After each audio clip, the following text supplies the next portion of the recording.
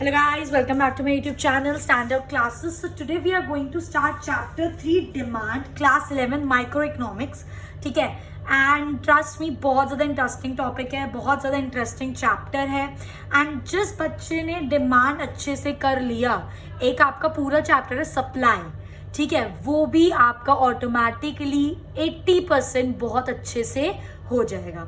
और एक तरीके से मैं आपको बताऊंगी, ये जो डिमांड और ये जो सप्लाई वाले कॉन्सेप्ट है ना, ये आपकी माइक्रो इकोनॉमिक्स के बेस है. ठीक है, आप अपनी हायर स्टडीज़ में जाके जब पढ़ोगे ना, आप बैचलर्स करते हो, आप मास्टर्स करते हो, आप कोई भी हायर कोर्स करोगे जिसके अंदर इकोनॉमिक्स आएगी, तो ये चीज़ें आपको बेसिकली पता होनी चाहिए. और यही एक 11th एंड 12th ही एक ऐसा टाइम होता है जहाँ पे हम इन चीज़ों को डिटेल में पढ़ सकते हैं, इन चीज़ों को डिटेल में समझ सकते हैं.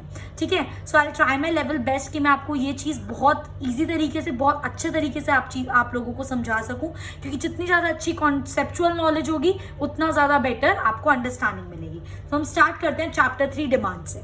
ठीक है, सबसे पहले ना इस वाले टॉपिक पर आ जाओ. ठीक है, कि एक डिजायर, एक वांट और एक डिमांड में क्या फर्क होता है. मतलब डिजायर, वांट एक दूसरे से अलग है, वांट डिमांड भी एक दूसरे से अलग है, डिजायर और डिमांड भी एक दूसरे से अलग है, बट इनमें फर्क क्या होता है. पहले हम ये चीज समझते हैं, फिर मैं आपको लेकर आऊंगी डिमांड की डेफिनेशन पर. ठीक है, तो हम स्टार्ट करते हैं. ठीक है, तो सबसे पहले डिजायर का मतलब होता है एक विश, एक इच्छा.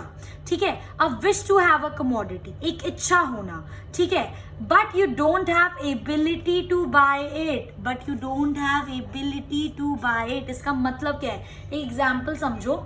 ठीक है, फॉर एग्जाम्पल एक लड़का है, ठीक है, and he wants to buy a chocolate. उसे चॉकलेट खरीदनी है. अब ये उसकी एक डिजायर है, ये उसकी विश है, ये उसकी एक इच्छा है कि उसको वो चॉकलेट खरीदनी है. ठीक है, पर उसके पास वो चॉकलेट खरीदने के उतने पैसे नहीं हैं. तो डिजायर वो होती है हमारी एक इच्छा, पर हमारे पास वो रिसोर्सेज नहीं होते जिससे हम अपनी उस इच्छा को पूरा कर सकें. So a wish to have a commodity, किसी भी एक कमोडिटी को कंज्यूम करने की, लेने की इच्छा, that is a desire, but you do not have the ability to buy it. आपके पास उतनी परचेजिंग पावर मीन्स उतने पैसे आपके पास नहीं है कि आप वो चीज खरीद सको, तो उसको हम क्या बोलते हैं, डिजायर बोलते हैं. उसी तरह वांट क्या होता है गाइस, वांट एक डिजायर होती है, बिल्कुल सही बात है, बट डिजायर के अंदर हमारे पास एबिलिटी नहीं थी बाय करने की. पर जब हमारी उस विश को पूरा करने के लिए हमारे पास एबिलिटी हो, जब हमारे पास पैसे हो, जब हमारी परचेजिंग पावर हो, ठीक है, तब वो डिजायर हमारी क्या बन जाती है, वांट. समझे मेरी बात. एक इच्छा जिसको अभी मेरे पास पैसे नहीं है उसको पूरा करने के लिए, तो वो मेरी बस एक डिजायर है, बट फ्यूचर में उस इच्छा को पूरी करने के लिए, उस विश को पूरी करने के लिए मेरे पास पैसे हैं, मेरी इतनी परचेजिंग कैपेसिटी है, तो वो डिजायर क्या बन जाएगी, मेरी वांट. इसलिए अ डिजायर बिकम्स वांट. एक डिजायर वांट तब बनती है when a consumer has ability to satisfy it. जब कंज्यूमर के पास उतनी एबिलिटी, उतने पैसे, उतनी परचेजिंग पावर होती है कि वो अपनी डिजायर को अपनी वांट में बदल सके. ठीक है, तो ये होता है डिजायर, ये होता है वांट. अब हमारा डिमांड क्या होता है, बेसिकली डिमांड का मतलब यही होता है कि एक चीज हम खरीदना चाहते हैं, हमारे पास उसको खरीदने के पैसे हैं या नहीं है, पर इसके बाद हमें दो चीजों का और ध्यान रखना होता है. पहला, with reference to the price, कि जो चीज हम खरीद रहे हैं उसका प्राइस क्या है. ठीक है, प्राइस से क्यों हम डिमांड को देखते हैं, क्योंकि ये चीज ध्यान रखना, डिमांड और प्राइस का इनवर्स रिलेशन है. इनवर्स रिलेशन का मतलब क्या हो गया, नेगेटिव रिलेशन है. अगर एक का प्राइस बढ़ेगा, फॉर एग्जाम्पल एक कमोडिटी का प्राइस बढ़ गया, तो उसकी डिमांड ऑटोमेटिकली कम हो जाएगी, क्योंकि वो चीज महंगी हो गई. पहले ज्यादा लोग उसको खरीद पा रहे थे क्योंकि वो चीज सस्ती थी, पर अब वो महंगी हो गई तो उसकी डिमांड कम हो गई क्योंकि कम लोग उसको खरीद पा रहे हैं. सिमिलरली इसका उल्टा भी हो सकता है, अगर प्राइस कम हो गया तो डिमांड क्या हो जाएगी, बढ़ जाएगी, क्योंकि हम लोगों को अब वो चीज सस्ते में मिल रही है, तो अब ज्यादा लोग उस चीज को खरीद पाएंगे. ठीक है, सो डिमांड एक तरीके की कमोडिटी होती है जिसकी हम इच्छा करते हैं, जिसकी हम विश करते हैं, और हमारे पास परचेजिंग पावर होनी चाहिए उसको खरीदने के लिए. पर दो चीजों का और हमें ध्यान रखना है, एक तो price of the commodity and with respect to the time, कि किस टाइम पे हम वो कमोडिटी खरीद रहे हैं. फॉर एग्जाम्पल रेनी सीजन है, बारिश का मौसम है, तो उस टाइम पे सबसे ज्यादा डिमांड किस चीज की होती है, अम्ब्रेला की, रेनकोट की, ठीक है, इन सब चीजों की डिमांड ज्यादा होती है। विंटर्स में डिमांड किस चीज की ज्यादा होती है? हीटर्स की, वुलन क्लोथ्स की। तो डिमांड को हम दो चीजों के साथ देखते हैं, एक तो प्राइस के साथ कि उस कमोडिटी का प्राइस क्या है, क्योंकि प्राइस का डिमांड का क्या होता है? इनवर्स रिलेशनशिप होता है। And secondly with respect to time, कि हम किस टाइम में उसको खरीद रहे हैं। सो आई होप ये चीज अब आपको समझ आ गई कि डिजायर और वांट में क्या फर्क होता है। डिजायर में हम एक इच्छा करते हैं but we don't have the purchasing power, we don't have the money to buy it. पर जब उस इच्छा को पूरी करने के लिए हमारे पास पैसे आ जाते हैं, हमारी परचेजिंग पावर बढ़ जाती है, तब वो डिजायर हमारी क्या बन जाती है? Want. Demand is also a want, demand is also a want. Want का एक्सटेंशन है डिमांड। डिमांड एक वांट है, इसका मतलब क्या हुआ? एक ऐसी इच्छा, एक ऐसी डिजायर जिसको खरीदने के लिए मेरे पास पैसे हैं, बट दो चीजों के साथ, with reference to the price and with respect to the time. देखो मैंने यहाँ पे लिखा है as demand changes when price changes, क्योंकि प्राइस चेंज होगा तो डिमांड चेंज होगी। अगर आपका प्राइस बढ़ेगा तो आपकी डिमांड कम हो जाएगी, अगर आपका प्राइस कम होगा तो आपकी डिमांड बढ़ जाएगी। देखो एक बढ़ रहा है, एक कम हो रहा है, एक कम हो रहा है तो एक बढ़ रहा है, तो इस रिलेशन को हम क्या बोलते हैं? Negative relation. जब प्राइस एक डायरेक्शन में बढ़ रहा है पर डिमांड दूसरी डायरेक्शन में कम हो रही है। और अगर प्राइस भी बढ़ रहा होता, डिमांड भी बढ़ रही होती, तो इसको दोनों एक ही डायरेक्शन में बढ़ रहे हैं, तो इसको बोलते हैं पॉजिटिव रिलेशन। आई मेरी बात समझ? तो अभी के लिए हमने ये पढ़ा था प्राइस और डिमांड में क्या होता है? Negative relation. And with respect to time में मैंने क्या लिखा है? For example demand for umbrella in a rainy season. समझ रहे हो मेरी बात? ठीक है, अगर अभी भी समझ नहीं आई तो अब इसकी डेफिनेशन पढ़ जाओ तो बिल्कुल अच्छे से ये चीज क्लियर हो जाएगी। अब देखो डिमांड की डेफिनेशन पे आ जाओ। Demand is a quantity of a commodity, वो क्वांटिटी एक कमोडिटी की जो कंज्यूमर खरीदना चाहता है। कंज्यूमर इज विलिंग, वो खरीदना भी चाहता है, एंड एबल टू बाय, वो खरीद भी सकता है। तीन वर्ड्स हैं इसके अंदर। क्वांटिटी जो उसको खरीदनी है, जो वो खरीदना चाहता है, और वो खरीद भी सकता है। खरीद भी सकता है, एबल टू बाय, खरीद भी सकता है का मतलब क्या है? उसके पास उतने पैसे हैं, उसके पास उतनी परचेजिंग पावर है। तो ये क्या हो गई? वांट, कि एक चीज वो खरीदना चाहता है और वो उसको खरीद भी सकता है। पर दो चीजों को ध्यान में रखते हुए, at a possible price and at a given period of time. इसको हम बोलते हैं demand. So demand is a quantity which a consumer is willing and able to buy. दोनों चीजें, खरीदना भी चाहता है, खरीद भी सकता है। Willing and able to buy, दो चीजों का ध्यान में रखते हुए, at each every possible price and during a given period of time. So I hope ये चीज अब आपको बिल्कुल अच्छे से क्लियर हो गई कि डिजायर क्या होता है, वांट क्या होता है, डिमांड क्या होता है। Demand is same want, demand want की तरह, बस दो चीजों को आगे हम एक्सटेंड कर देते हैं, at a particular possible price and during a given period of time. जब ये दो चीजें आप वांट में ऐड कर दोगे, प्राइस और टाइम, तो वो आपकी क्या बन जाएगी? डिमांड। आई मेरी बात समझ? ठीक है, अब यही जो हमारी डिमांड होती है, दो तरह की होती है।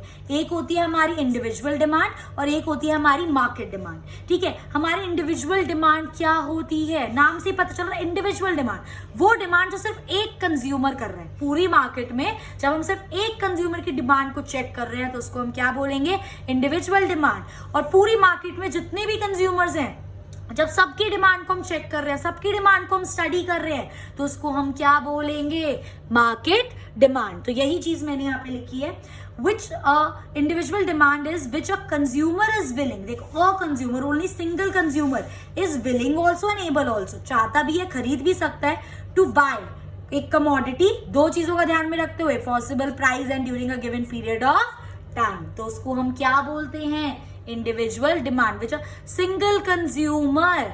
ठीक है, when a single consumer demands a quantity of a commodity, वो क्वांटिटी जो वो खरीदना चाहता है, खरीद सकता है, at possible price and given period of time. ये चार चीजें आपकी डेफिनेशन को कंप्लीट करेंगी। अगर ये चारों में से एक भी चीज आपकी मिस हो जाती है, चार का मेरा मतलब क्या है? क्वांटिटी तो मैंने ऐसी मार्क कर दिया, willing and able to buy, इच्छा और उसको खरीद सकता है, willingness, able to buy, possible price and period of time. तो क्वांटिटी के रेफरेंस में ही तो लिखोगे। अगर ये चीज में से एक भी चीज आपकी डेफिनेशन में मिस हुई, मैम आपके नंबर काट लेंगे। ठीक है, सो इंडिविजुअल डिमांड का हमें पता चल गया, एक कंज्यूमर जो क्वांटिटी चाहता है, खरीद भी सकता है, at a possible price at given period of time, तो उसको हम क्या बोलते हैं? Individual demand. सिमिलरली, बस इसमें एक कंज्यूमर की जगह क्या कर दो? All the consumers. When all the consumers in a market demand a quantity which they are willing and able to buy at a particular price and at a particular point of time, उसको हम क्या बोलते हैं? Market demand. when all the consumers are willing, सारे consumers are willing and able to buy, खरीद सकते हैं at different possible price during a given period of time. तो ये होता है आपका डिमांड। जिस बंदे को डिमांड की डेफिनेशन पता है और उसको ये पता है इंडिविजुअल डिमांड मतलब एक कंज्यूमर की डिमांड, मार्केट डिमांड मतलब सारे कंज्यूमर्स की डिमांड, तो इसी डेफिनेशन के बेस पे ही आपकी ये दो डेफिनेशन भी तैयार, क्योंकि बस इसके आगे लगा दो when a single consumer is demanding a quantity of a commodity, ठीक है, और इसके आगे लगा दो when all the consumers in the market demands a quantity which they are willing and able to buy, दो चीजों का ध्यान रखते हुए at each possible price and during a given period of time.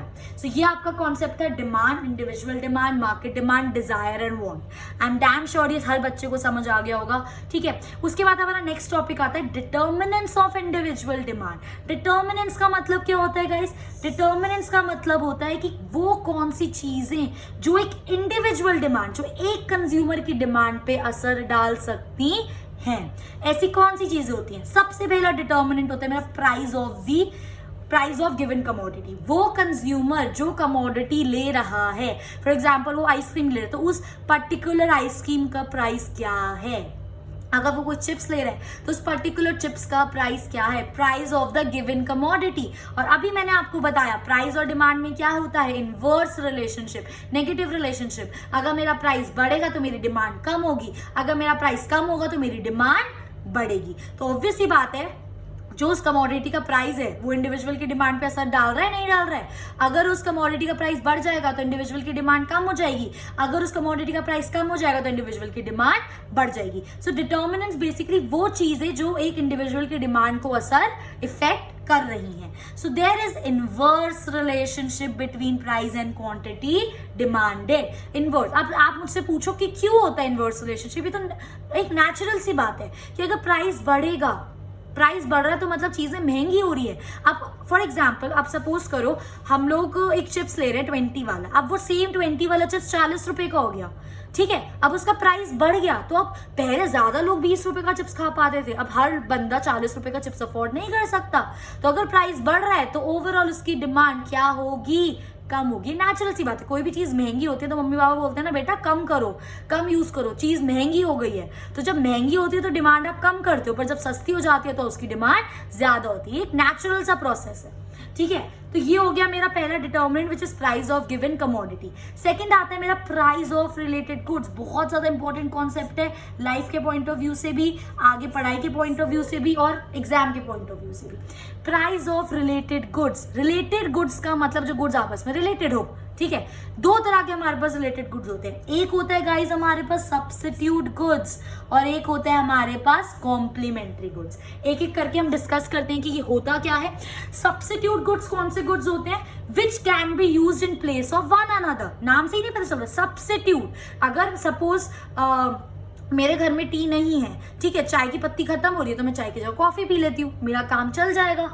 समझ रहे हो मेरी बात? जिनको आप इजीली सब्स्टिट्यूट कर सकते हो उनको अगर एक चीज खत्म हो गई तो उसकी जगह किसी और चीज को यूज कर सकते हो, तो उनको बोलते हैं हम सब्स्टिट्यूट गुड्स, ठीक है। और कॉम्प्लीमेंट्री गुड्स वो गुड्स होते हैं जो एक दूसरे की डिमांड को कंप्लीट करते हैं। फॉर एग्जाम्पल पेन और इंक, ठीक है।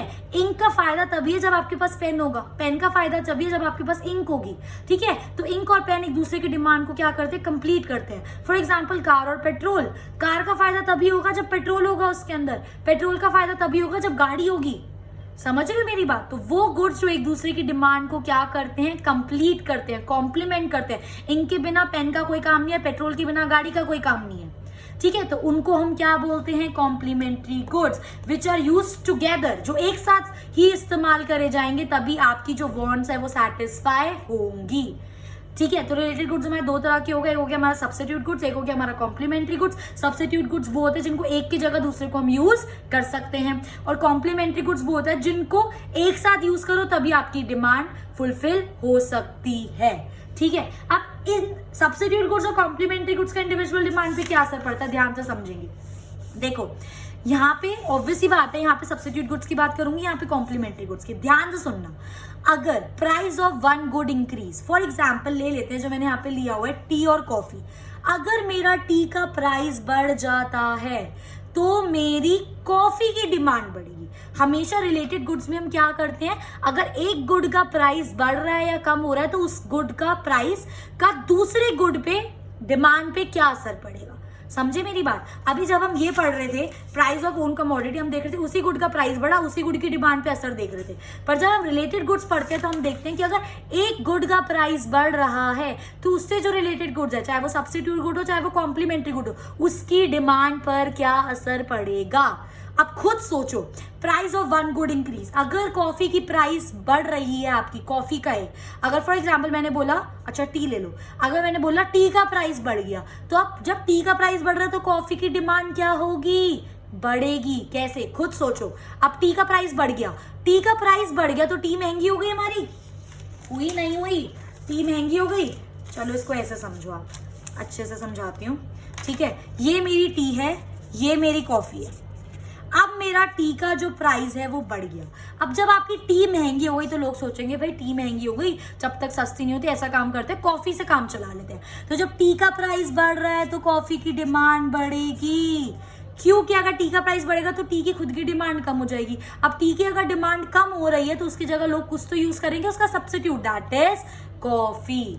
तो मेरा कहने का मतलब है अगर टी की प्राइस बढ़ेगी तो कॉफी की डिमांड बढ़ेगी। रिलेटेड गुड्स में एक के प्राइस का इफेक्ट दूसरे गुड की डिमांड पर देखना है, और अगर इसका प्राइस मेरा कम हो जाएगा तो कॉफी की डिमांड भी क्या हो जाएगी, कम। क्योंकि अगर टी की प्राइस कम हो गया तो टी लोग ज्यादा खरीदेंगे, सस्ती हो गई तो कॉफी की डिमांड क्या हो जाएगी, कम हो जाएगी।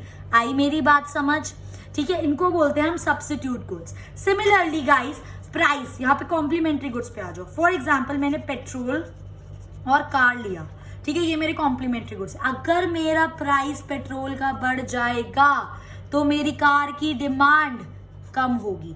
पेट्रोल महंगा हो गया तो लोग गाड़ियां क्यों खरीदेंगे, उसमें ज्यादा उन्हें पेट्रोल, बिना पेट्रोल के तो गाड़ी चलेगी नहीं, ठीक है। सिमिलरली अगर मेरा पेट्रोल का प्राइस कम हो गया तो मेरी कार की डिमांड बढ़ जाएगी। पेट्रोल सस्ता हो गया तो लोग हो सकता है कार की ज्यादा डिमांड करें। समझ रहे हो मेरी बात। तो एक चीज हमने क्या बहुत इंपॉर्टेंट पढ़ी कि सब्स्टिट्यूट गुड्स में देयर इज पॉजिटिव इफेक्ट। खुद देख लो, अगर प्राइस बढ़ रहा है तो दूसरे की डिमांड बढ़ रही है, अगर प्राइस कम हो रहा है तो दूसरे की डिमांड कम हो रही है, सेम डायरेक्शन। तो मेरा क्या हुआ, पॉजिटिव इफेक्ट। और यही चीज मेरी कॉम्प्लीमेंट में क्या है, नेगेटिव इफेक्ट। क्योंकि अगर मेरा एक का प्राइस बढ़ रहा है तो दूसरे की डिमांड क्या हो रही है, कम। एक का प्राइस कम हो रहा है तो दूसरे की डिमांड क्या हो रही है, बढ़ रही है, opposite direction.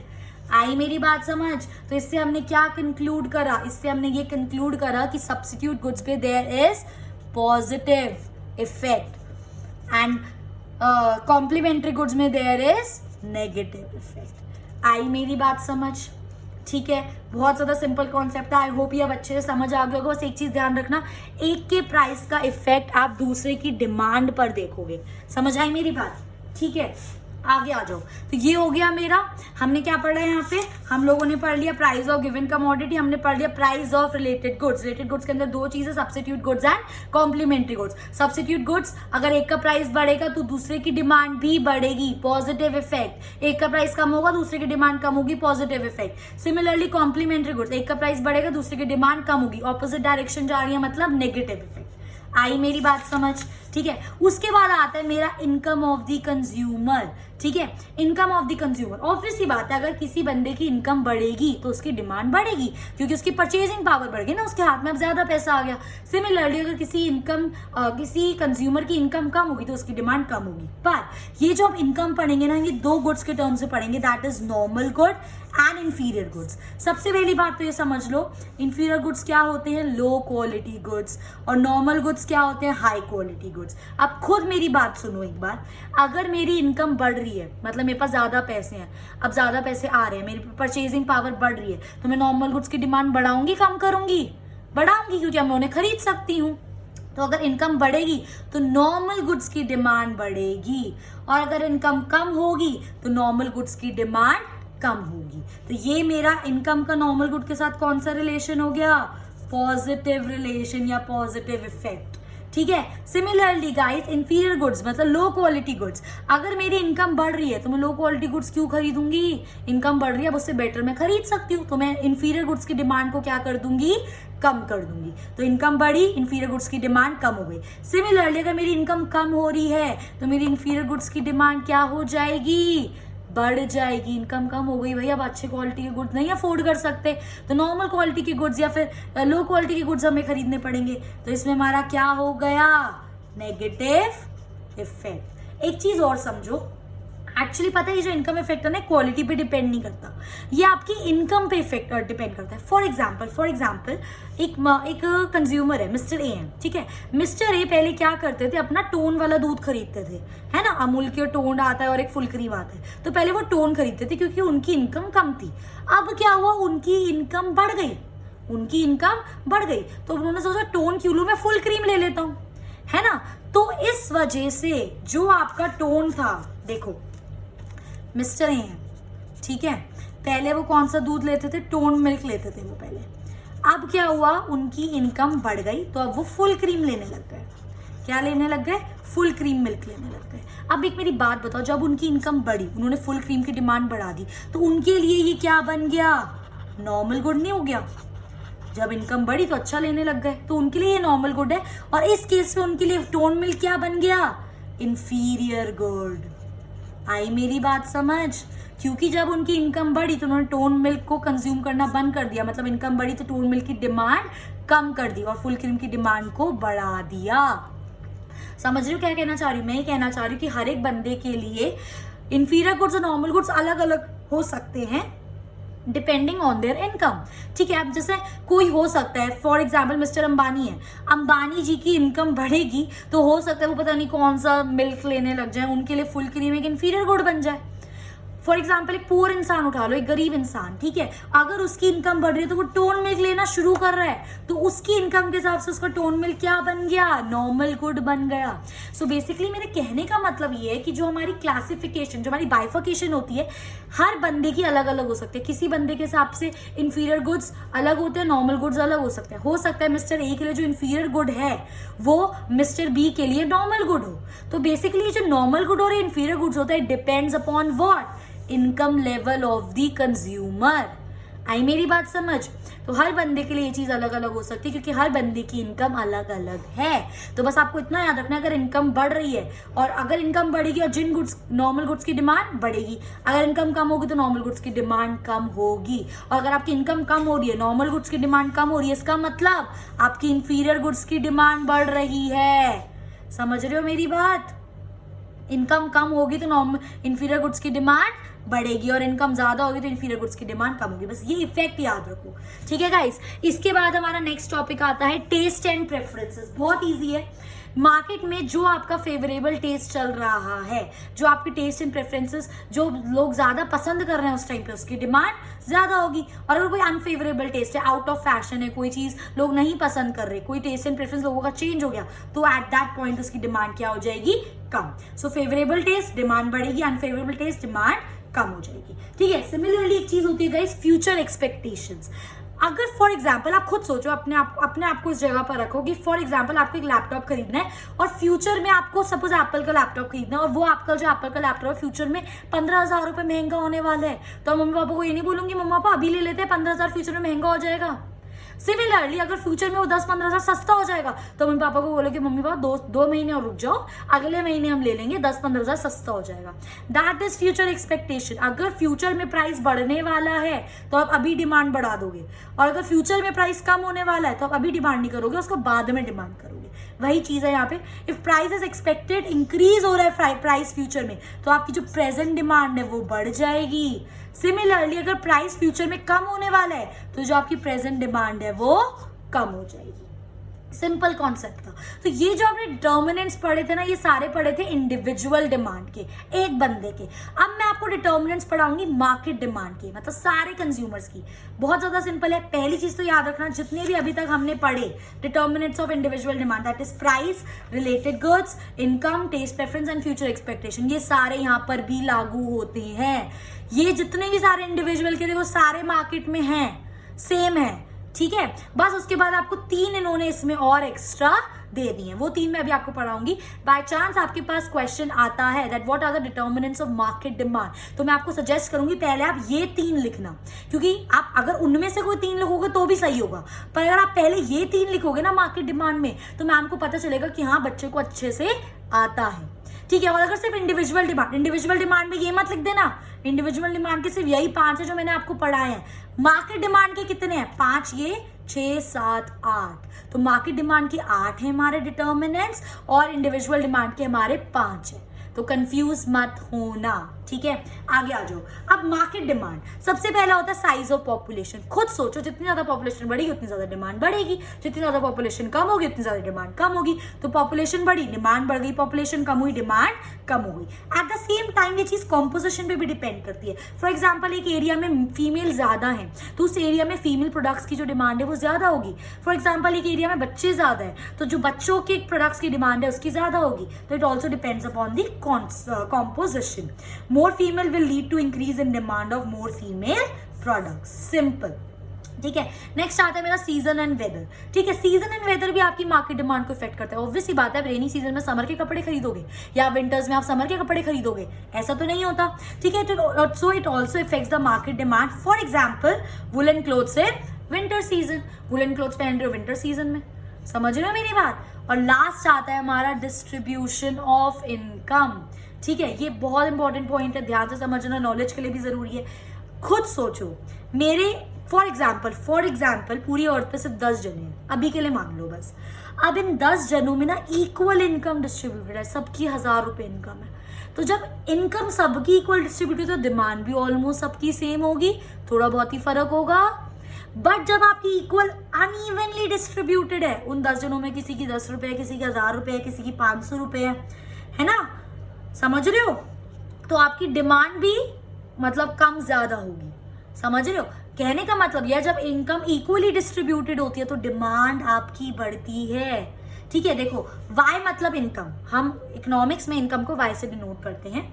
Income is equally distributed. Equal distribution का मतलब क्या है? मोर मार्केट डिमांड, क्योंकि सारे कंज्यूमर्स की परचेजिंग पावर ऑलमोस्ट सेम है। पर आपकी अगर अनइक्वल डिस्ट्रीब्यूशन ऑफ इनकम है, इसका मतलब लेस मार्केट डिमांड, क्योंकि हर बंदे के पास अलग अलग इनकम है, हर बंदा हर चीज को डिमांड नहीं कर सकता क्योंकि उसके पास उतनी परचेजिंग पावर नहीं है। समझ आ रही है मेरी बात? ठीक है, so if income is equally distributed that means there will be market demand की ज्यादा होगी। और अगर आपकी अनइक्वल इनकम डिस्ट्रीब्यूटेड है, वाइसा वर्सा मतलब इसका उल्टा, तो आपकी मार्केट डिमांड क्या होगी? कम होगी। सो ये था हमारा determinants of individual demand and determinants of market demand. फिर बता रही हूँ, मार्केट डिमांड के आपके 8 डिटर्मिनेंट्स हो गए, 5 यही वाले, 3 ये वाले। क्वेश्चन अगर आता है 6 नंबर का तो पहले 3 ये लिखना ताकि मैम को पता हो कि यहाँ बच्चे को आता है। पर इंडिविजुअल में यही 5 लिखना, ये नहीं लिख सकते आप। क्लियर? ओके गाइस, इसके बाद बहुत लास्ट हमारा इस वीडियो का लास्ट टॉपिक है, that is demand function. Demand function is basically individual चीजों, इन आपकी जो डिमांड्स है उसको क्या क्या चीजें इफेक्ट कर रही हैं। तो अभी हमने ये चीज पढ़ी ना कि इंडिविजुअल डिमांड को ये सारी चीजें इफेक्ट कर रही हैं, मार्केट डिमांड को ये सारी चीजें इफेक्ट कर रही हैं। तो अब हम इसको लिखेंगे कैसे? ठीक है, सबसे पहली बात, डिमांड फंक्शन होता क्या है? Demand function is basically the relation between quantity demanded and other factors, कि आप कितनी क्वांटिटी डिमांड कर रहे हो बाकी फैक्टर्स को मद्देनजर में रखते हुए, कि मतलब बाकी फैक्टर्स का आपकी क्वांटिटी डिमांड पर कितना असर पड़ रहा है। Price of own commodity, price of related goods, taste and preferences, future expectation, इन सब चीजों का आपकी डिमांड पर क्या असर पड़ रहा है। तो ये क्या है आपका demand function. So individual demand function क्या हो जाएगा? रिलेशनशिप बिटवीन इंडिविजुअल डिमांड और जो सारे फैक्टर्स उसको इफेक्ट कर रहे हैं। तो ये क्या हो गया? देखो कैसे लिखेंगे इसको। डिमांड फंक्शन है ये हमारा, डिमांड का फंक्शन, एफ मतलब फंक्शन। ठीक है, डिमांड फंक्शन क्या क्या चीजें असर करती हैं एक इंडिविजुअल डिमांड को? प्राइस ऑफ एक्स मतलब price of own commodity, P R मतलब price of related goods, Y मतलब इनकम, टी मतलब taste and preferences, and F मतलब फ्यूचर एक्सपेक्टेशन। आई मेरी बात समझ? सिमिलरली गाइस, आपका आता है यहाँ पे मार्केट डिमांड फंक्शन की सारे कंज्यूमर्स की डिमांड को क्या क्या चीजें इफेक्ट कर रही हैं। देख लो भाई, 8 लिखेंगे, 5 यहाँ पे और 3 अलग से। ठीक है, तो ये हो गया डिमांड मार्केट की पूरे उसका function. Price of own commodity, उसी कमोडिटी का प्राइस, पी आर मतलब price of related goods, T Y मतलब इनकम, टी मतलब टेस्ट एंड प्रेफरेंसेस, एफ मतलब फ्यूचर एक्सपेक्टेशन, पी ओ मतलब पॉपुलेशन, एस और डी, एस क्या हो जाएगा मेरा, एस क्या था मेरा यहाँ पर, सीजन एंड वेदर, और डी क्या हो जाएगा मेरा, डिस्ट्रीब्यूशन ऑफ इनकम। तो क्या एक डिमांड को क्या क्या चीजें इफेक्ट कर रही हैं, उसका relation is known as demand function, basically the relationship between demand and other factors. I hope ये चीज आपको बहुत अच्छे से समझ आ गई होगी। अगर किसी बच्चे को कोई भी डाउट है इस कॉन्सेप्ट में, क्योंकि ये समझना बहुत ज्यादा जरूरी है, इस चैप्टर के बेस पर आपकी माइक्रो इकोनॉमिक बेस्ड है, इस चैप्टर के बेस पर आपका एक पूरा एक और चैप्टर बेस्ड है। समझ रहे हो मेरी बात, एग्जैक्टली इसका डिट्टो सेम है, बस थोड़ा सा डिफरेंस है। समझ आ रही है? तो अगर कोई भी डाउट है आप मुझसे कमेंट करके पूछ सकते हैं, I definitely answer your queries. And if you like my video, please guys, please do like, share and subscribe, and thanks for watching.